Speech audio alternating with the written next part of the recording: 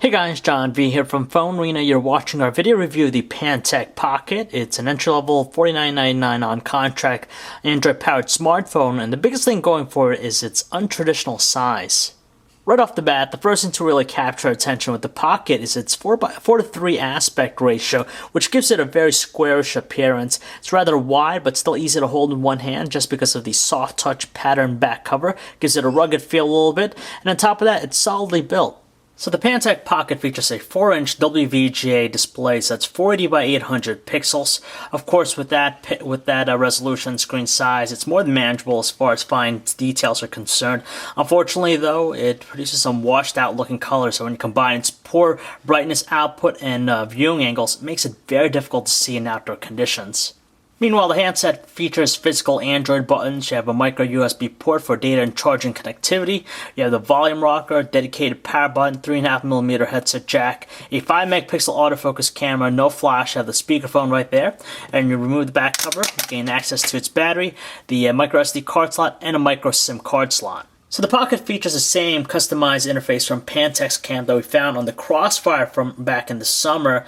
There's a lot of personalization, just like any other Android-powered smartphone. There's a vast number of widgets from Pantech that are nice and useful, but it has similarities to HTC Sense, but it's not as polished. The other neat thing we like about it is just the lock screen. We're given a lot of controls directly from there, such as opening up the music player, the web browser, text messaging, and so forth.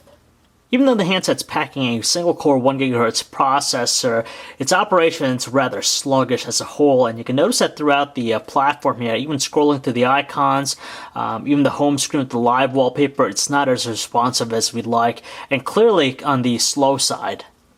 Even though we like the layout and size of the on-screen stock keyboard, we're not liking its slow response and keeping up with our fingers.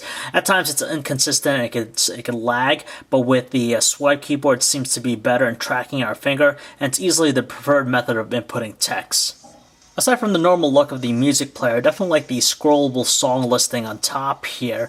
As far as the audio quality of the speaker, it produces some neutral audio tones and doesn't strain at the loudest volume setting. The video we're playing here is encoded in MPEG 4, 1280 by 720 resolution, 720p.